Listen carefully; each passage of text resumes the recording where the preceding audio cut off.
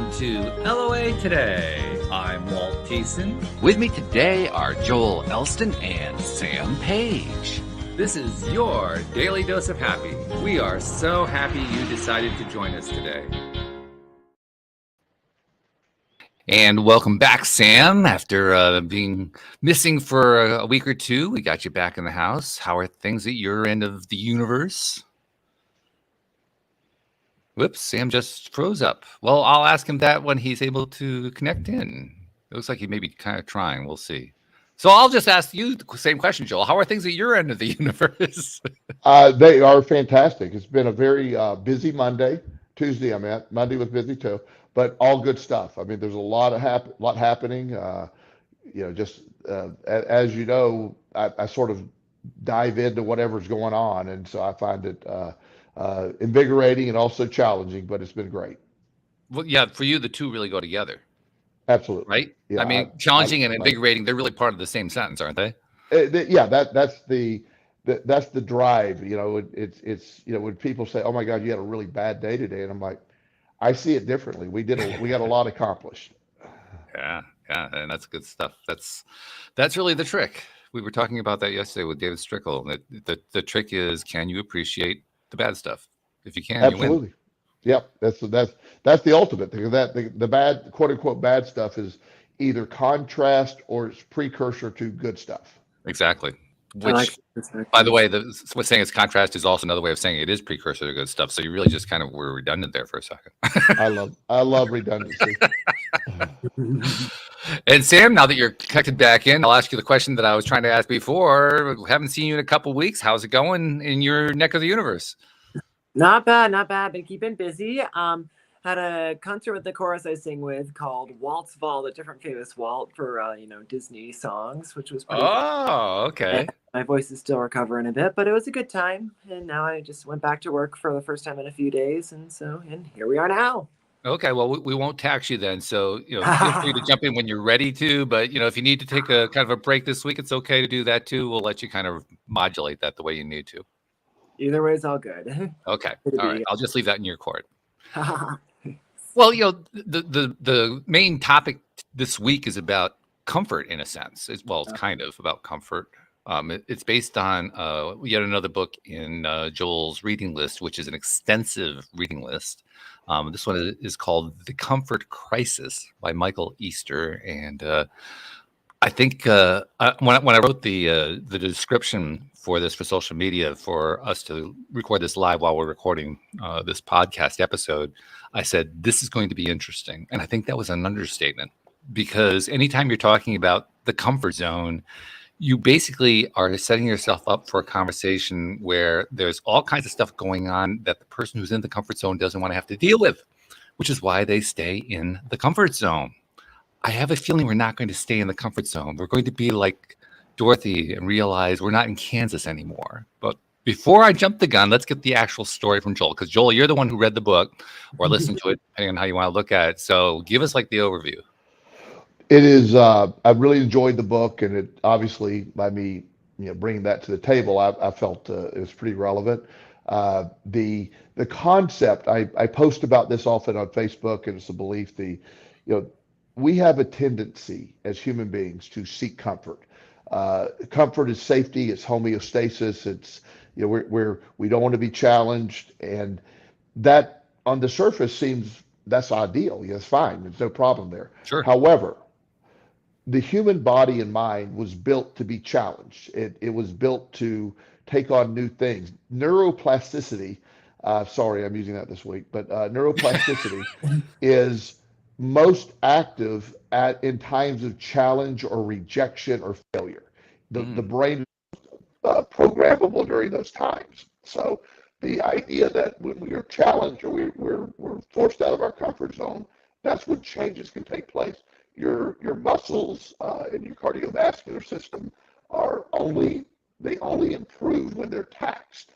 So, hey Joel, I'm going to interrupt you for a second because something became garbled in your audio. So it actually sounds like you're kind of underwater at the moment. I just wanted to kind of break things up and give you a chance to see if we can do something to fix that. I can change headphones if that's better. Is it still that Give it a way? shot, because right now it sounds like you basically have swallowed a bunch of razor blades and your throat is all cut up. And Well, that was what I was going for, but I'll just, well, it worked. It worked I mean, beautifully. yeah. Let me step away and you guys talk for a second, okay? All right.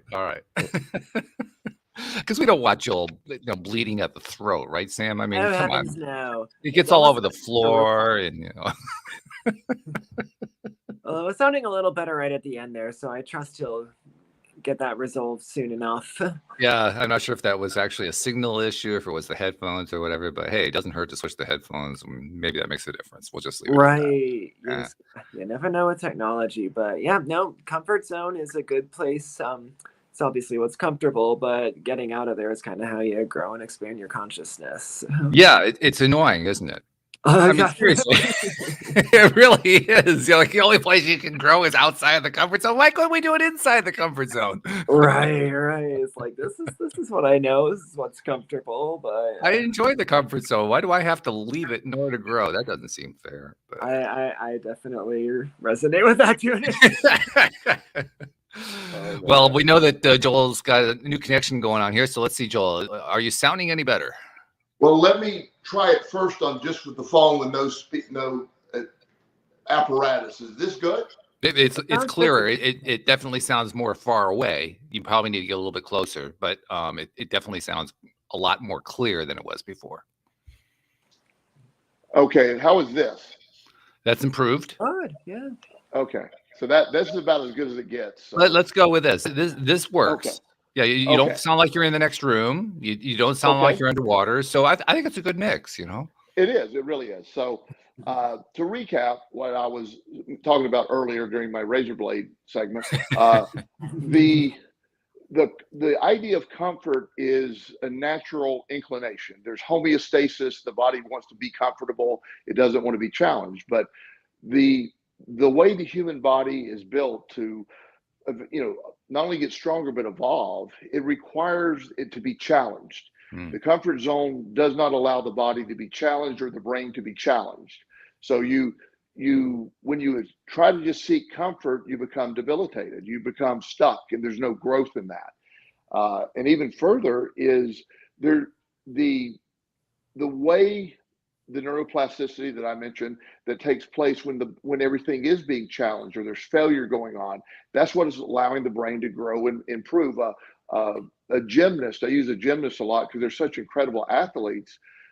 They go way out of their comfort zone. They do stuff that is way beyond what seemingly is even possible, and all of a sudden they become then it's second nature to them. Right, so. So challenging your comfort zones is not only is it sort of what evolution intended us to do, but the point of the body and the brain is to be challenged. And there's also a theory that you're going to find the average human finds something to worry about or be concerned about on any given day.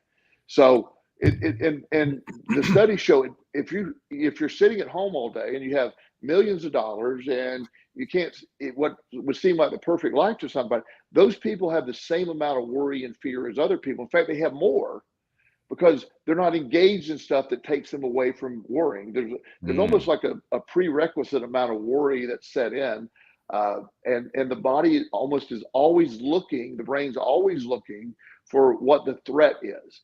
And, when you're actively engaged outside of your comfort zone, the body has to focus away. The brain has to focus away from that and focus at the task at hand. So you're not taking yourself into a fight or flight mode every time. So staying out of your comfort zone is clearly the way to improve. Challenge yourself to get where you need to be, but also fighting that instinct sometimes to do the least amount possible is challenging sometimes. How interesting. I mean, we call it the comfort zone, and we call it that for a reason, because that's where, like you said, we feel the most comfort, we feel the most safe, we feel like it's home base, so to speak. And yet that's the place where we are most likely, according to what you just said, we're most likely to experience fight or flight.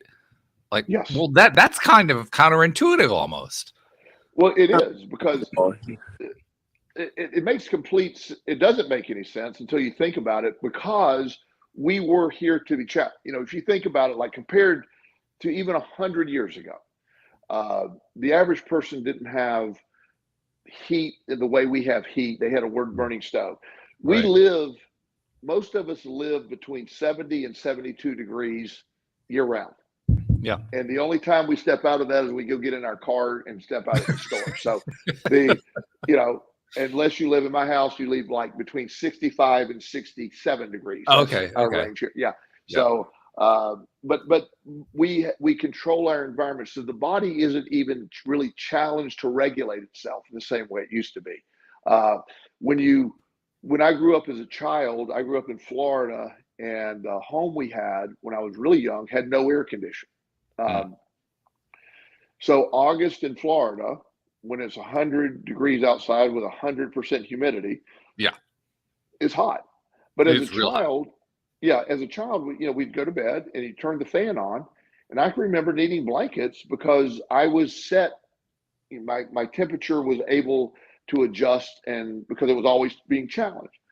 Well, right now, if I were to go down to my house in Florida and turn off the air condition and just turn on a fan and try to sleep, there's no chance in hell I'm falling asleep at Sure. all. Because I'm just conditioned. As I said, it's 65 degrees when I go to bed at night. That's what I sleep in. They call it air conditioning for a reason. You get newly conditioned to it. I get conditioned and programmed into accepting that as my sleep patterns. Also, studies show people do sleep better when it's cooler. But it just, you also can become dependent on that. I also have a pillow. This is a pillow story. I have a pillow. I like flat pillows, and finding my perfect pillow, it was an exercise. It was hard. It really was. And Wow. I probably went through 25 pillows before I found the right one. Whoa. And now I have 30 of those bought and wrapped tightly. I love it. So I got at least a couple of years worth of pillows now. I guess, maybe yeah. the rest of maybe the rest of my life pillows. I don't know, maybe. But it's that important to me. It also has first world problems. But you get my point. I can't sleep when I go to a new hotel room, especially when I flew somewhere, and I wasn't able to get my pillow on board. It's really hard for me to sleep. I hear you. I have gone as far as having Amazon deliver a pillow to a hotel room I was going to be at, so I'd have that pillow when I arrived. So, I can go a step further than that, actually, because there was one time we were on a trip and we stopped in a hotel in Virginia, actually, not so far from where you live, and then we headed south and realized that we'd left our pillows in the hotel room, but we had to go north again later on when we were going home. So we asked them to hold the pillows so we could stop on a special trip to pick up the pillows on the way home.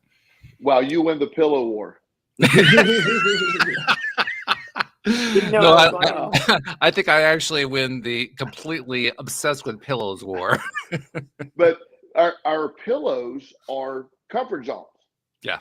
And you think about that, like going to work in your air conditioned car, or the idea that we just have a tendency to look for safety, comfort, and not being challenged. So the comfort crisis gets into why, and we're touching on these reasons to live your biggest, most efficient life and live the way you want to live is going to, you're going to have challenges. You need to have challenges. You need to overcome those challenges. Fulfilling life requires you to do that.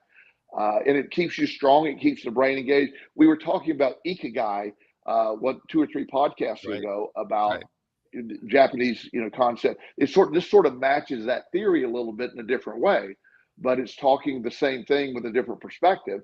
But you getting out of your comfort zone is something that most people fear greatly, but also simultaneously need to do. And I think that's a challenge for so many people. It totally is. And it raises a very, very obvious question that I think probably most people would already have an answer to it, but I want to raise it anyway because I think it's important. Why are we so obsessed with staying in our comfort zones?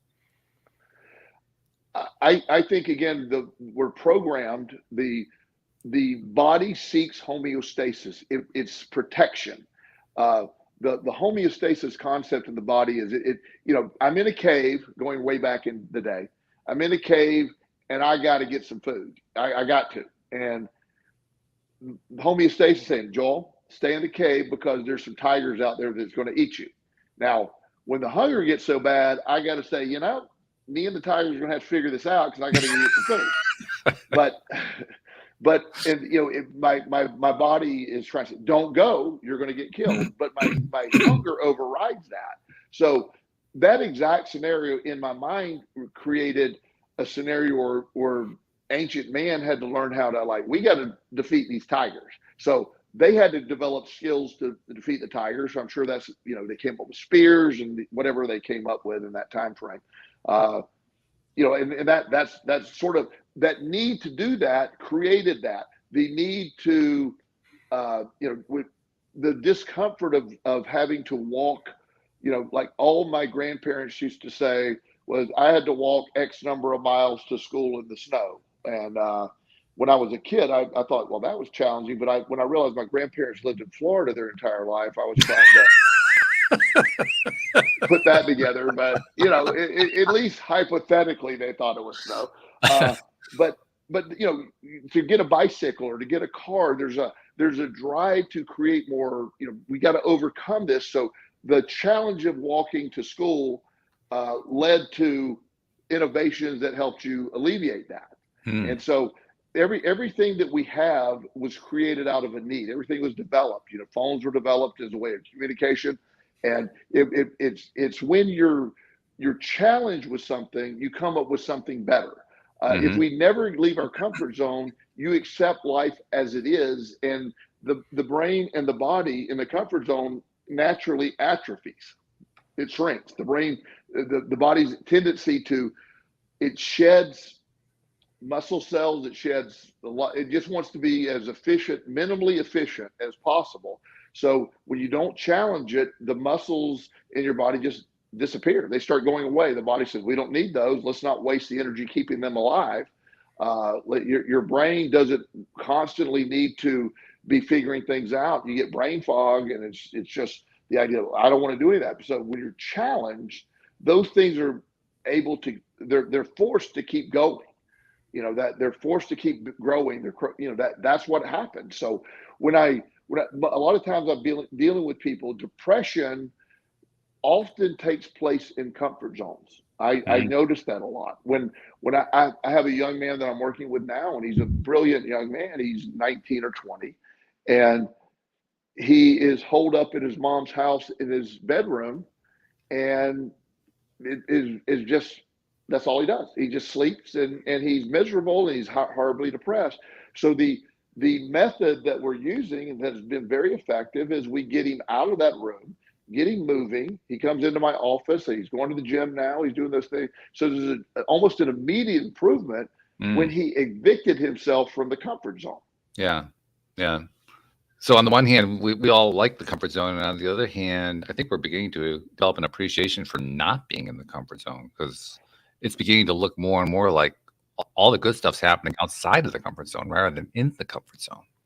And it's almost a change of perspective. You've heard me say before, I've redefined my definition of failure as being a bad word, and failure is a good word. It's a challenging word. Similar type here is, we were always told the least amount of effort is what we're striving for. You work really hard so you don't have to work. Well, once again, the people that work really hard are doing real well, and then they don't realize when they stop working, because the goal was to sit around and do nothing, but sit around and doing nothing is the most miserable thing you could do. You don't feel a purpose and a point. And again, these are things that are necessary to have a fulfilling life. So the comfort zone, one day I hope we view it as, it's okay to stop in your comfort zone when you need a place of refuge, when you need to recharge, but you don't need to be there very long. There's an interesting piece to this for myself. And Sam, I'm curious to know, jump in to tell us your side of this story too. But for myself lately, I've, after many, many years, and Joel, you know my story, I've actually reached a point now where I don't have to work a whole lot. I'm working actually very few hours. And so I'm kind of faced with irregular time periods. That's kind of the hard part right now. I can't really tell exactly when I'm going to have to do something related to the business. But I have these irregular time periods that are fairly lengthy, where I'm faced with kind of what you're talking about, not so much depression, but more like, okay, well, what do I do next? What do I want to do next? And when I ask myself the question, what I want to do next, it's amazing how often I don't come up with an answer, or I come up with an answer that I have to put off because I don't have the full amount of time. Or I mean, there are all kinds of ways that my mind plays with it. But the bottom line is, I'm still faced with, what do I want to do with this time? Exactly. And what's happening with me is I'm finding, and I suspect this may be this may be true with some of the clients you're talking about, although they're handling it differently. I'm finding for me that a lot of my, because we all have issues, right? That we're working on or haven't worked on or whatever. A lot of my issues that I've kind of been putting on the back burner are coming to the fore now, because it's like, well, you wanted to get to the point where you could deal with these. Guess what? They're here. What are you going to do about Absolutely. Yes. And that's really a relevant point, because like I said earlier, and when I was talking about, we have a tendency to always have something to worry about. And so there's the top layer of emergencies. You have the triage of, you have a cut carotid artery. Okay, we got to take care of that. That's serious. Sure. And you get that taken care of, then we got to look at the broken bones. And then once we get those healed, we need to look at the cuts. And we have to go through the order of importance. So when you don't, when you find yourself, well, I'm actually caught up on all this, and then but yet simultaneously, there's other levels of things your mind starts to focus on. It's like, I have a pretty weird example. In the corner of my house, there's a piece of siding that blew off last year, right? It's a little square. Right. It's not a big deal. Nobody can see it. It's not even really, it's almost as much decorative, but it needs to be replaced, right? So finding somebody to come out to do that one little piece of siding has proved basically impossible. Just, Yeah. I mean, I know it's a 15-minute job that I would probably have to pay somebody $500 to do, and I still can't find it. So, so it sits there. So it's not sitting at the top of my list, but there will be days where the danger of not getting it done is, I get a really bad storm, the siding underneath could easily be pulled out. So it can get worse. Affect that. Yeah, so it could get worse. So there's a theory that says, well, maybe it just needs to get worse and I can get it fixed, but my mind will come back to that when everything seems to be okay. I got all this stuff. I got everybody called back. I got everybody scheduled. I'm ready to do that. The ongoing humor you and I talk about me writing my book. I always want time to write my book, right? And and my schedule to get so busy, and so having a return call, it's like, yeah, I'll set 3 hours aside to write my book, and it just gets filled in. Yeah. And so it's the idea that having that time and expecting different things, and your brain will always keep pulling things up. And that's a really good, example that my clients get stuck in, and worrying about these cycles of things. And when you talk about them individually, none of them are big. It's just there's so many little ones. And so where do you start? And yes. So it's that thing when you find yourself with unaccounted for time. In my world, I have a list of things I need to do overall this week that aren't scheduled in. So if a client cancels at the last minute, I grab that list and try to knock out 2 or 3 of those things, if I can. And that's sort of my strategy. Have that list available to attack in case I have the time. Because I also have a tendency, if somebody cancels, say, I'll just do an hour meditation during that time. Which is not bad, but sure. It's like, if I just did an hour meditation earlier, I probably don't need another hour meditation. There is that, yes. There is that. You can over meditate, probably, but so I love when we reorganize our brains to evict ourselves after we're in the comfort zone too long. I'm not saying never go there, but there's a saying that I've loved, and I think I got it right. A ship is safest in the harbor, but that's not what ships are built for. They're built to go out. They're built to go plus, do this. The U.S. also discovered the hard way that it wasn't true on December 7th, 1941, when all the ships Exactly. were in the Exactly. harbor and they got bombed. So it's not necessarily the safest in the harbor. Okay. Well, thank you for that fact. I'm just trying to help push everybody outside the comfort zone. That's all. Yeah. Let's bring. Okay. so, uh, so anyway, yeah. Except for December 7th, ships are safest in the in the harbor, but that's not what they're built for. So, but that we're not built to sit around and do nothing. We are built to, and we're, as we talked about a couple of weeks ago in our podcast about the Japanese culture, we are built to keep going. And Yeah. when we keep going, the body keeps responding, keep it. It doesn't realize you're not young anymore. So as long as you keep treating it like it's young, it will respond. And when you have the shutdown, or I don't want to do this, or I want to do that, then it a lot of it is just this negative programming that we've had for so long against work or being busy or being challenged, versus that's the whole reason we're here. You didn't come, again, my belief system. Mhm. I believe I chose to come live this life I'm living. I believe that. So I didn't come here to sit my butt in a chair all day and do nothing. I didn't choose this life to go do that. I hear you. Yeah. I didn't really, well, I sometimes wonder what I did choose the life for, to be perfectly honest. I mean, I have kind of bought into the idea that, yeah, I came here knowingly entering into this compact of a life that I'm in. I often question my taste in the matter and my judgment, but nevertheless, I did make the decision that I have come to that conclusion.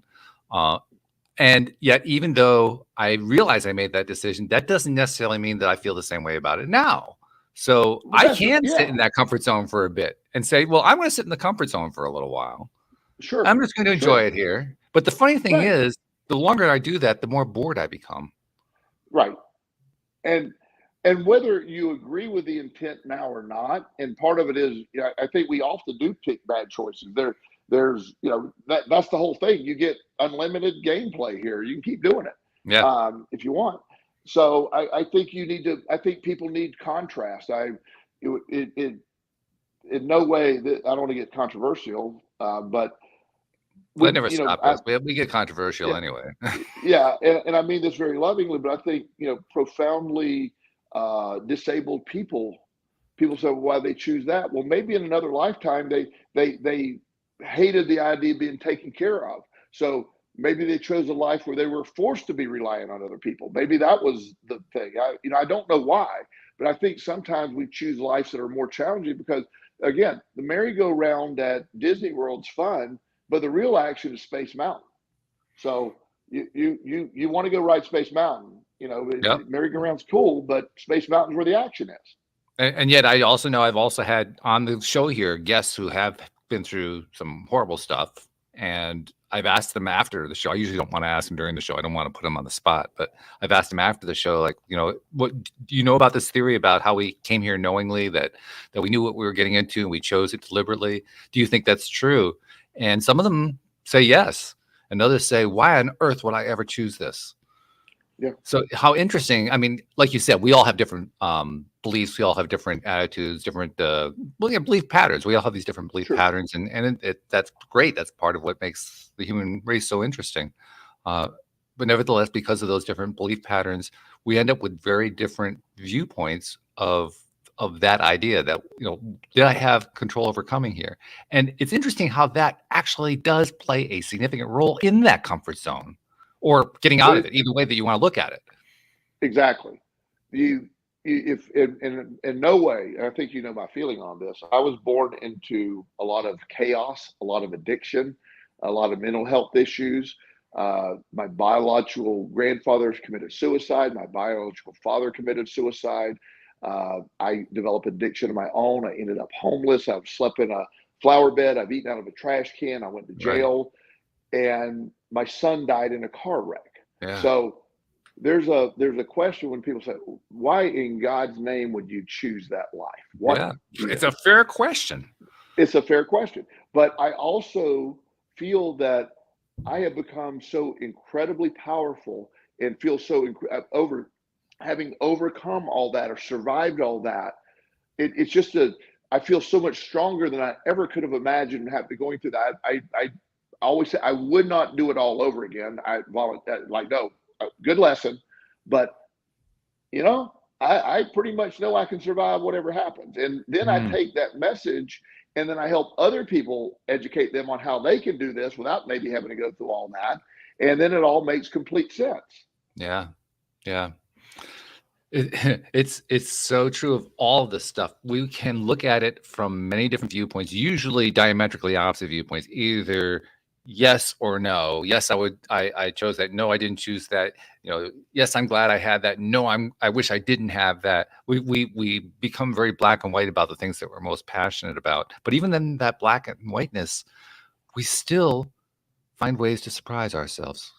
And it doesn't Yeah. really matter whether we're in a growth mode or not. It happens just Yeah. as much. I mean, well, that's one of the reasons why people end up depressed. They surprise themselves by putting themselves into a place of being depressed. They weren't planning on it. No, nobody planned on being depressed. If I describe a situation to you in 1995, and I've used this analogy before, my family cuts me off. I stole a bunch of money from my dad's company. I went to work for another company. I stole money from them. They were pressing charges. The woman I was dating dumped me, of course. Hmm. All my friends cut me off. Had nowhere to live. I gambled all my money away. Ended up going to jail, getting a felony conviction. I had $250,000 worth of credit card debt. I mean, when I tell the story, it was at such a low place. There was no plausible explanation that I could ever envision the life I have now. Oh, But sure. yeah, but the process began with me just one step at a time, just getting up, getting a job, doing this next thing. And then amazing things started happening. Then I sort of realized, wait a minute, maybe I'm onto something here. I started expecting amazing things to happen. And it happened at a greater rate. Then it all started to make sense. It's like, wow, all that happened, but I'm actually using those experiences to move myself forward, help other people. And then that became my passion, sort of purpose of my life. So the exciting piece to me was from that moment of it was not, there was no way anybody could have explained what was going to happen in my life. It was Mm, impossible. yeah. There's no way out of that. How can a convicted felon with $250,000 in debt, all this other things?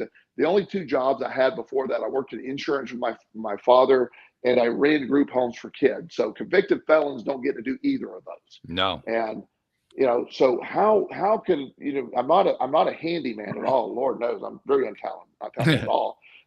So I wasn't going to make a living doing anything else like that. So, Right. but yet somehow that happened. So I just get fascinated. So my biggest growth period, I was totally evicted from, when I evicted, I mean literally evicted from my life. Yeah. I was evicted from any level of comfort. I went to jail, which was not comfortable at all, if you were wondering. I'm sure. It was not. And the food was even just, I cannot describe how bad the food was. I lost like 30 pounds in a month. It was terrible. I have to ask this question. Was the food Sure. better or worse than the dumpster? Dumpster was better, hands down. God. True story. Oh, I gee. could swallow the dumpster food. I gagged up the jail food. Wow. It was. In fact, I'm not being overly dramatic. I just thought it was inhumane what they were feeding. It was terrible. Wow. So, but despite all that, here I am, and I have a life that, and I think I've mentioned this before. I could shut everything down and go sit on the beach for the rest of my life and never do anything else, and that is horrifying to me. Mm. It's understandable. Yeah. I mean, I actually, after that story, I would describe being outside of your comfort zone as being your new comfort zone. It exactly. I love that statement. I didn't think of it that way, but I love that statement. Because that's really what you're describing. I mean, nothing Yeah. there was comfortable. That No. was all horribly uncomfortable. Yeah, the whole, and that spanned over quite a few years. I mean, that was I had a really uncomfortable time. Yeah. But it's also my greatest growth time. To literally go from negative $250,000 with no potential for a job to have a couple of homes, have a business that I have multiple businesses. It's just it doesn't seem possible. Right. Yeah. And when you're in that place, it isn't possible at that point. No, yeah. So I don't recommend my path to anyone else. I mean, I can't assure them that would work out the same way, but I do want people that no matter how challenged you are, the exciting piece to me is to understand that from that place, you and I talked about this at length before, Walt. I don't remember the podcast, but when after about 2 years in Florida, when I was living at the transitional living home, eventually started working for the guy. Mm-hmm.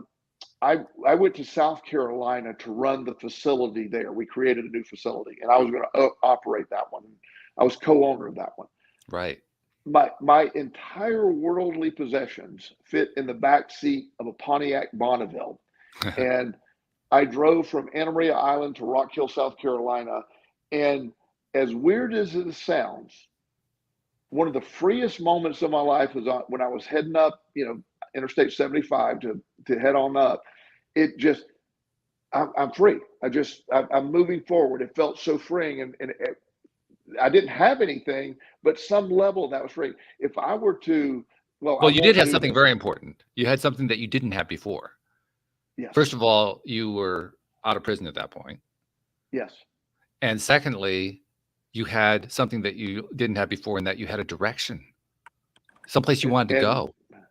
Which I agree. I was moving. I wasn't running from something this time. I was running to something. Yes. That's a big difference. Yeah. And the thing that I thought you were going to say, but for the first time in many, many years, when I got in the car and I realized I'm driving up to a treatment center that I'm co-owner of. Now, that's not as exciting as it sounds. We had no money, but it was at least the beginning. It's impressive, though. It is. But I was driving up the road with hope for the first time in a long time. Yeah. Hope is where that was at. So I drove that distance up there, and now I have. I will not. In fact, I would, if I move back to Florida or move to another, I'm just throwing everything away here. I'm not moving anymore. But it would take a couple of trucks to move me now. I headed up from Florida with suitcase and some clothes in the backseat of a Pontiac Bonneville, and it would take a couple of big semi-tractor trailers to move me now, and I'm not going to do it. But and I'm not saying that's any better, and I'm not bragging, but I'm just saying it's not representative of what matters to me. Yeah. So it's just all that discomfort. There's people that say that's scary that you left Florida and you're moving to a brand new city. You don't know anybody there, and you're going to have to start this. And it just felt like an adventure, and it turned out to be. That was a chain of events that led to everything you know about me. It was a necessary part, and there's no way to possibly have predicted what was going to happen after I got there. Although there is actually one thing that was an indicator, not a predictor, but there was an indicator, and that was what you said, that as you're on 75 driving north, you felt, I don't remember what the exact word you used, but it was a positive feeling. You had a positive feeling on what many people would describe as a negative situation. Yeah. So most people would be scared because you're being evicted from your comfort zone. Well, I was in such I was in the opposite of a comfort zone for so long. The idea that that description is a brand new start. It was an adventure. It was exciting. I wasn't excited about South Carolina at first. I was like, not my favorite state, at least the information that I had received on South Carolina, but turns out South Carolina had some wonderful people there. Made some dear friends, and one of the most significant events in my life happened. I adopted my two sons. I turned my life around there, and that's where my adoption of my first two children were adopted from. Wow! So, yeah, and that's again, that's very significant. So my life was the life I have today was forged far outside of a comfort zone, and and I intentionally keep myself out of a comfort zone now. I work more than I don't have to work. I go to work every day. I am ridiculous in the gym. I mean, it's like, I go every day hard in the gym. When I'm done with the podcast tonight, I'm talking to a guy in Hawaii on doing a session tonight at 10 o'clock. Wow. And so I don't have to do all that. I'd love to be challenged. Yeah.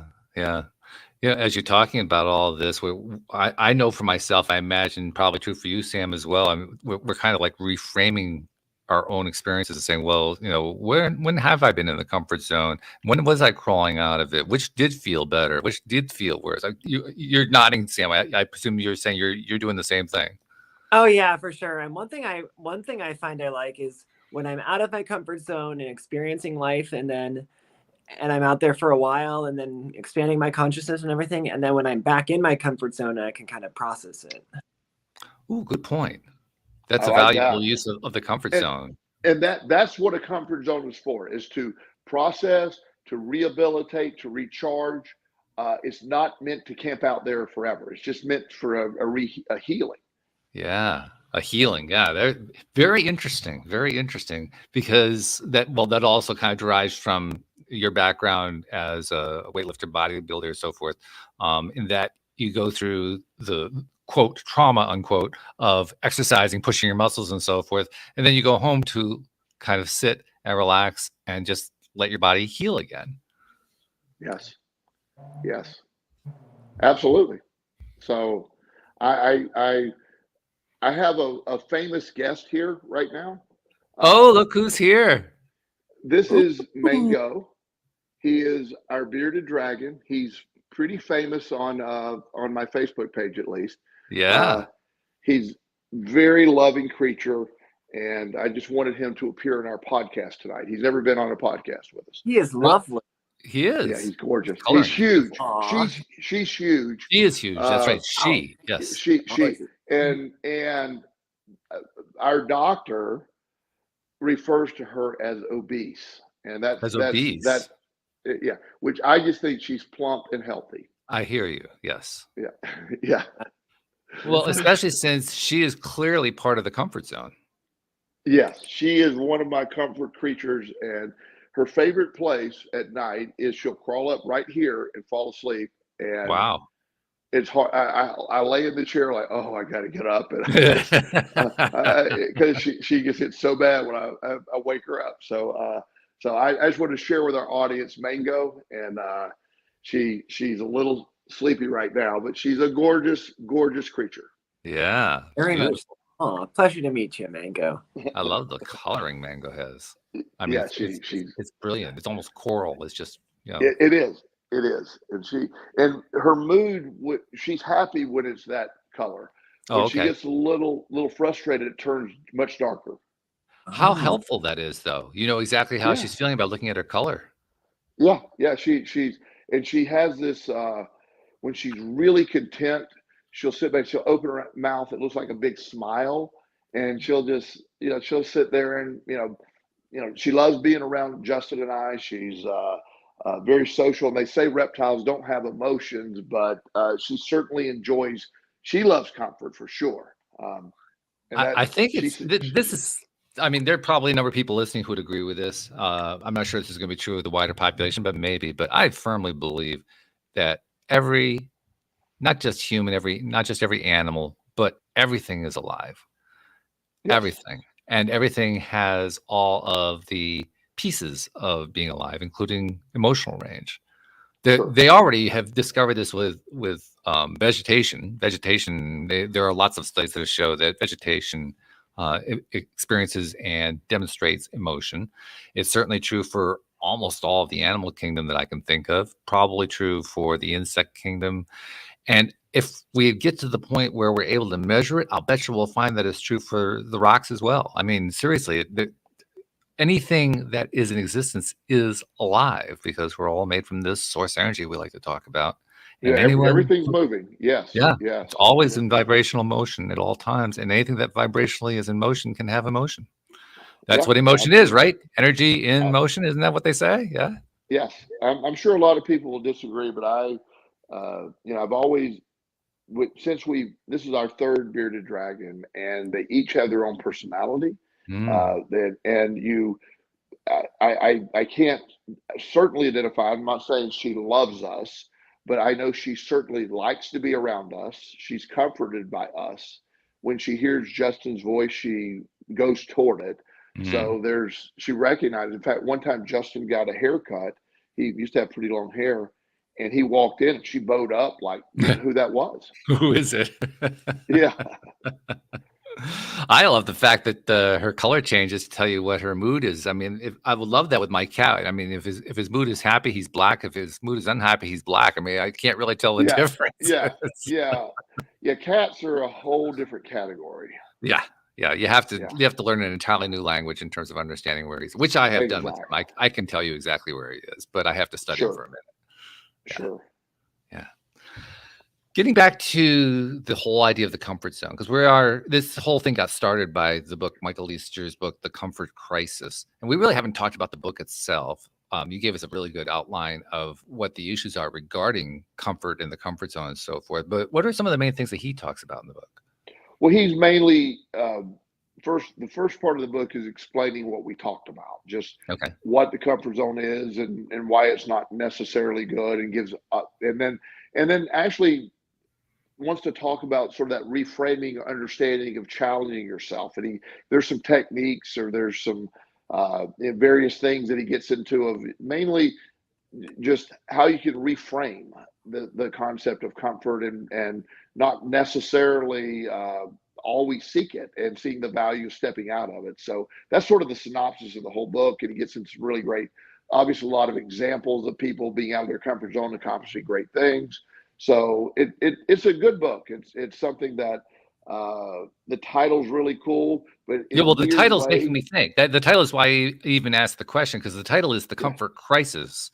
When yes, he wrote that title, The Comfort Crisis, he had something in mind. What was he talking about where the yeah. crisis was Well, concerned? talking about the seeking of the comfort zone is the crisis. It's what Ah, is a crisis for us. It's, living in that comfort zone is it's perceived as what we're seeking. It's all sold as what we're seeking, least amount of effort kind of thing. It's what society believes we're after. But that is what's creating a lot of crisis and mental health in a lot of people. you mentioned something in that last statement that I'm going to pick up on. I'm going to kind of change the wording around a little bit, but I'm thinking about the fact that we have this programming. For most of us, it's an unconscious or subconscious programming. For most of us, it has been developed since our very youngest years. And that's where a lot of the programming that continues to play over and over again still comes from. It comes from the youngest years. Those of us who perhaps do some work or go through therapy or whatever, maybe are able to alleviate that and move on to some of the later stuff that comes in life. But bottom line, that programming is there. And I bring it out to ask you, to what extent does the comfort zone reinforce programming, and to what extent does it countermand programming? Well, that's a great question, because as you know, and that's a deep answer, so I'll try to keep it relatively Well, we short. got another 12 minutes. We're okay. Okay, good, good. So the the back to the homeostasis concept, that there's a natural overall propensity to not do anything, stay safe. That really was protective, particularly back in the old days. And right now, that doesn't necessarily serve us as well. But there's also the social reinforcement. Like, I know a lot of people that are afraid to let people see they don't want to see them struggle like that. I don't want to struggle. I don't want people see me have to. An example I can remember is early in my recovery, I waited tables. I've heard me say that a million times. And my biggest fear in waiting tables was I would walk up to the table and somebody I knew would see me and say, "Oh, Joel's struggling. Wow, he's really screwed up. He's really done that." And it wasn't waiting tables that was bad. It was my fear that people would see me struggle. So Right. again, the comfort zone it's sort of a symbol of success. That, wow, you get to sit on your, the ultimate goal is to sit on your yacht, or just sit around and do nothing, and have all this luxury around you. And there's people that do that fine, still find plenty to do.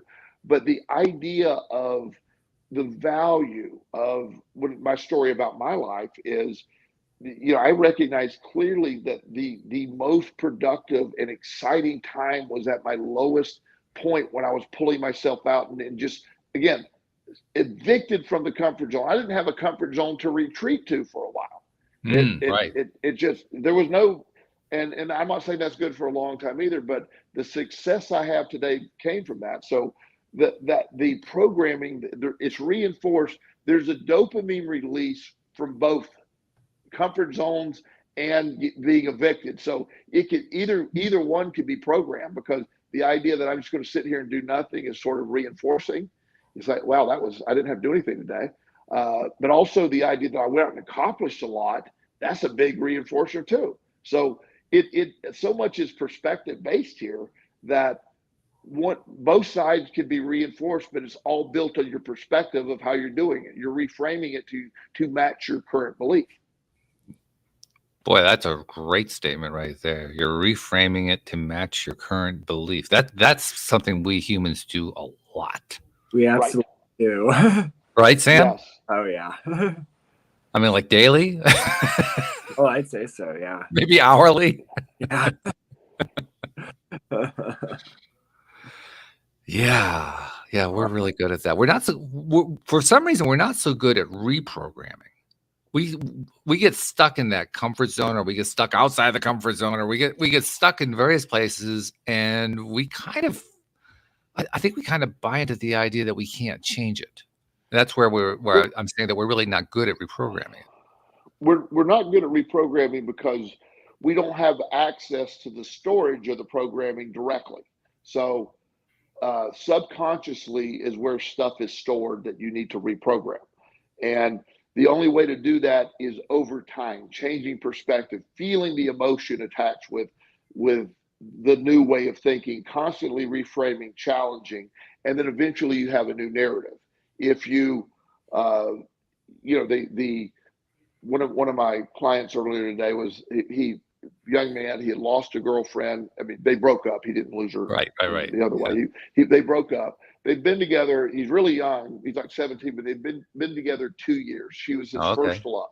Yeah. So significant. It is. He's devastated. He's just devastated by all this. He's not rational. He's not thinking. Now, logically, we've all had that at some point.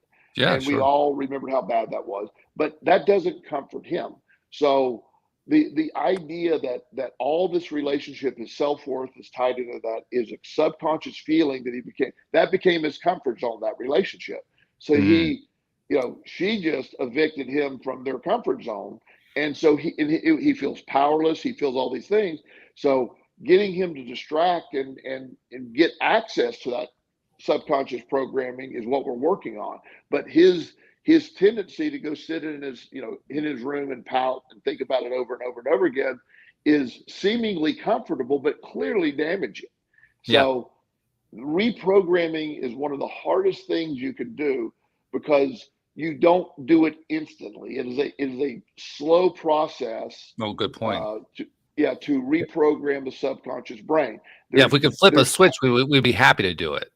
Absolutely. But to change your perspective and change your belief system, the subconscious brain it has no emotion, and does not have its own dialogue. It responds to everything the conscious brain is programmed. It remembers everything. It keeps everything. But the feeling, like you and I could go to an event, go see a movie together. Us three could go see a movie together, and I'll be like, oh my God, that's a great movie. It was fantastic. Sam might go, nah, not really. And Walt would be critical of the lighting, for example, or something. I notice how he puts me in the category of being critical of the lighting. I'll remember that one. Yeah. Yeah. Well, or pointing out that December 7th ships were. Anyway, it's come back to haunt me already. Okay, I get it. I pulled it back in for the show was over. But you see, so I will store that movie as good.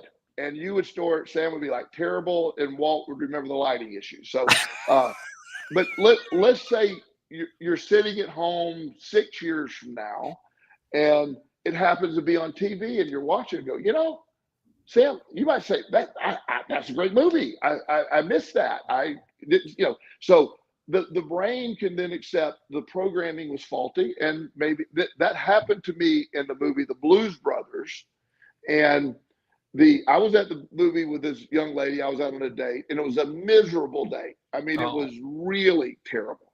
Wow. Yeah. She was very, she just wouldn't talk the entire. And I can't shut up. Yeah. So so I was just waiting to get out of that. So I sat and watched the Blues Brothers, and all I kept thinking is, when's this thing going to be over? When's this going? Wow. And so it just was terrible. Years Mm. later, I'm happened to be watching it was on regular TV, and I'm like, what was I thinking? This is hilarious. It's hilarious.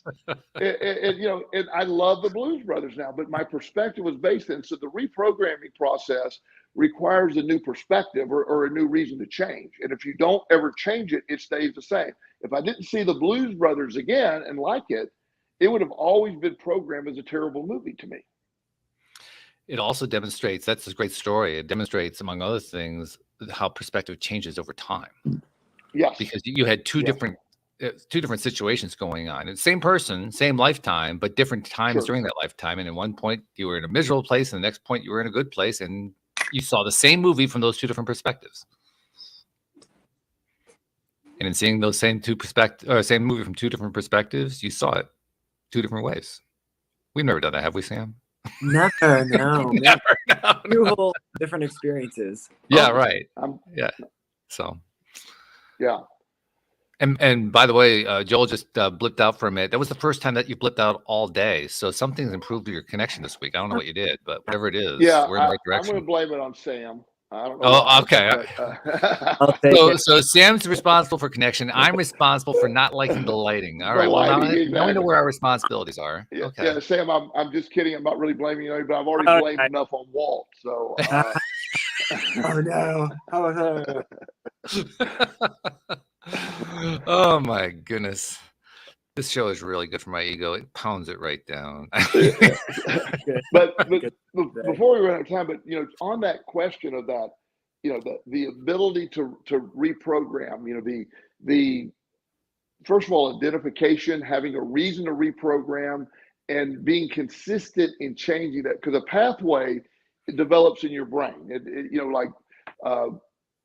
Gambling for me, I was addicted to gambling. So gambling had this huge pathway in my brain. In the beginning, I probably did love it. It was great, but it became very destructive for me. So it got so big of a pathway in my brain that I couldn't stop it. But the only way to get rid of that was I had to quit feeding that pathway and focus on other things. Right. The idea of me going gambling right now is absolutely a ridiculous. There's zero chance I'm getting on a plane and going to Vegas. I'm not. It's just ridiculous to even think about. So I don't even recognize that mindset anymore. But it was me. I lived it, but it's not me now. And so I reframed that, and I realized how damaging it was. That's why cognitive behavioral therapy works good with addiction, because you can just logically keep talking about it and saying, create new pathways. The pathway you're dealing with isn't working. It's not good for you. And then you can't get rid of that pathway instantly. The way to defeat it is develop new pathways. And, the lifestyle I have now, I got my gym, I got my job, I got my kids, I have all these other things going for me that I didn't have before. And I would no way consider that's just such a ludicrous thought to go back.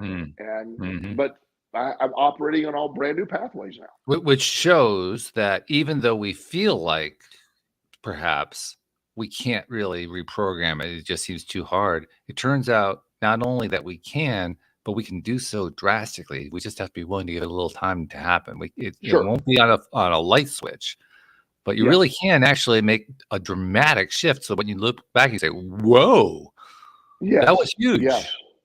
Yeah. And the story that I've told many times and just briefly discussed, as I said, there was no plausible way to see getting to where I'm sitting here today. It doesn't make any sense. And if I were to tell somebody this is what was going to happen, they would just roll their eyes and go, that's not even possible. Right. But yet here we sit. So the speed, while it was going on, it didn't seem to be that quick. But as I'm looking back and have hindsight and a way to see that, that was a pretty rapid, drastic change. And, as somebody once pointed out to me, somebody pointed out to me that I was the most successful person they knew. And I said, well, I'm clearly not that.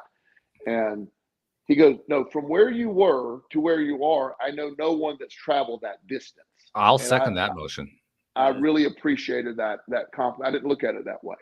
Yeah, I totally second that. Well, perfectly honest. I mean, you were my 12th interview doing this podcast. You were the 12th episode that I did. And right. Yes, I remember we even talked about this a couple weeks ago, how I reached out to you because you were the only one that I'd been able to find who was combining therapy with law of attraction. I thought that was really cool. You were actually bringing The Secret into your practice. And, whoa, this is really amazing. So I wanted to have you on. But also, once I heard your story, it was the most amazing story I'd ever heard up to that point. And I've heard a lot of really great stories since then, just doing this podcast. I mean, interviewed hundreds of people. People have gone through all kinds of craziness. I don't know that any of them exceed. They some of them might match, but I'm not sure any of them exceed the distance you had to come, and you've done it. And so that I totally agree with your friend. I mean, that I second the motion entirely. It is a remarkable story of success. And thank you. I really do appreciate that. And I also appreciate the being able to realize that. And so you go back to that original talk, why would I choose that life? I think I know why. I mean, to have one of the better comeback stories of all time. Why not? All right. Okay. Yeah. And that makes sense. That makes total sense. Yeah. Well, Sam, I think I was going to come to you, Sam, and ask you to summarize the show with what you think the greatest. I think he just did it. Oh, I think so. Yeah. I mean, how can you possibly top that? So we won't try. We'll continue our pattern of preserving your vocal cords because you're still doing your recovery, Sam. So we'll save that for the next visit, right? Okay. No, this has been enjoyable though. I always, if anything, always enjoy hearing you guys converse and exchange ideas. Fun, isn't it? Definitely. It's fun to listen to. It's fun to be a part of the conversation too, but it's fun to listen to it. Yeah. We hear that a lot. We get a lot of feedback about that. So thank you, Joel. As usual, you brought us a great book. I have no idea what your next book is going to be that you'll bring to us, but I'm sure it's going to be a good one. And I gave you a preview of what I think it might be before the show, so just letting you know. Okay, now I have to replay that in my mind. I'll get back to you all on that. Remember Mike Dooley's email? Ah, yes. That's, oh my God. Oh, well, if we end up making that, I won't even tell people what that is, but if we end up making that the next topic, that's going to be a mind blower. Okay. Yeah. That's all I'll do for a promo. Sorry, guys, you don't hear anything more like that. Just tune in 3 episodes from now. But thank you, Sam. Thank you, Joel. Thank you to our podcast listeners everywhere. We'll see you all next time here on LOA Today. Goodbye, everybody.